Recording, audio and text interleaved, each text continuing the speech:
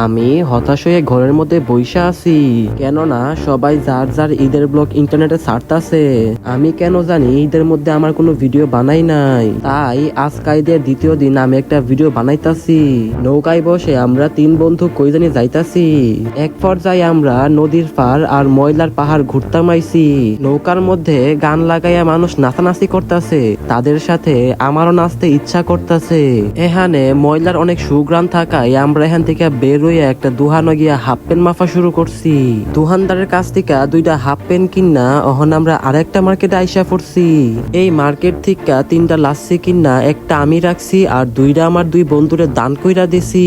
এখন আমরা এক লগে ঝাঁকানাকা লাড়া দিয়া 3 বন্ধু মিলা লাচ্ছি খাইতাছি। এক পর্যায়ে আমি স্কুলের সামনে দিয়ে হাঁটার সময় খেয়াল করলাম স্কুলে কার জানে বিবাহ চলতেছে। এখন যেহেতু বর্ষাকাল তাই আমি একটি ছাতা নেওয়ার চেষ্টা করতেছিলাম, কিন্তু ছাতাটি অনেক উপরে লাগাইছে।